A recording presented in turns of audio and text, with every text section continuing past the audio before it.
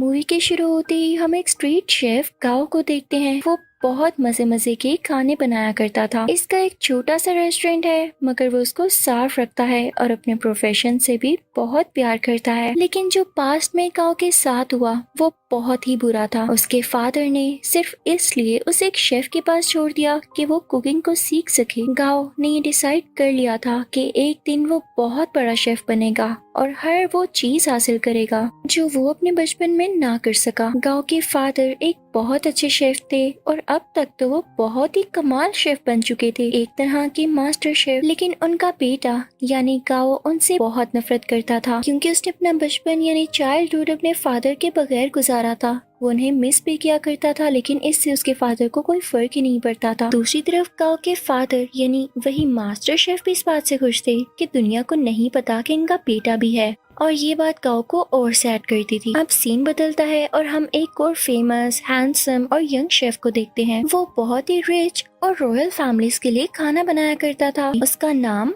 पोल होता है। पोल का ये ख्वाब था कि वो अपने फादर के लिए अपनी कंट्री में एक रेस्टोरेंट बनाएगा। इसलिए वो अब्रोड को छोड़ते हुए और सब ऑफर्स को मना करते हुए अपनी कंट्री वापस आ जाता है। वहाँ जाकर वो एक फिश सेलर के पास जाता है और कहता है कि मुझे एक बड़ी सी मछली तो दिखाओ। तो फिश सेलर उसे मना कर देता है।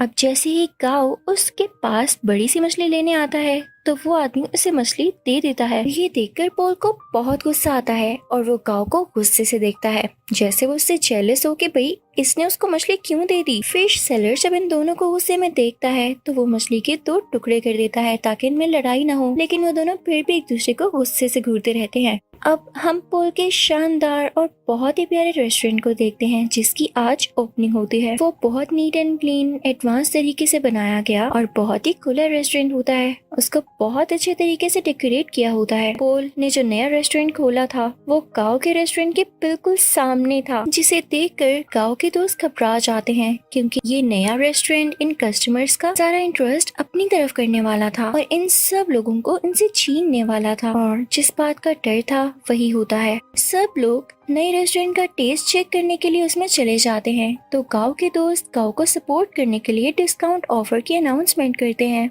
जो कस्टमर्स को वाकई में अट्रैक्ट करती है और वो फिर से गांव के रेस्टोरेंट की तरफ चल पड़ते हैं। इस बात से पोल के दोस्तों को बहुत गुस्सा आता है और वो इनसे आके गुस्से से बात करते हैं कि तुम लोगों के साथ मसला क्या है, हमारी सक्सेस तुम लोगों से देखी नहीं जा रही। फिर एट द एंड दोनों पार्टीज में डिसाइड होता है कि क्यों ना एक कंपटीशन रखा जाए और देखा जाए कि किस शेफ के हाथ में ज्यादा टेस्ट है। अब दोनों को जबरदस्ती कंपटीशन में पार्ट लेने के लिए कहा जाता है। पहले तो वो मान नहीं रहे होते, लेकिन जब एक दूसरे को देखते हैं तो पहचान लेते हैं कि इन लोगों का सामना तो उस दिन फिश स्टॉल पर हुआ था। तो ये लोग कंपटीशन के लिए रेडी हो जाते हैं। अब टेबल लग जाता है और उस पर एक बड़ी सी फिश रखी जाती है जिसको इन दोनों ने काटना था। अब सबसे पहले पोल फिश को काटता है और उसके कांटे बहुत स्मूथली और तेजी के साथ निकालने लगता है और उसका ये तरीका सबको बहुत पसंद आता है। अब वो फिश फेंकता है गाओ की तरफ। गाओ भी फिश को बड़े अच्छे तरीके से काटता है और उसकी स्किन जब सबको दिखाता है तो उस पर जरा सा भी फ्लैश नहीं होता,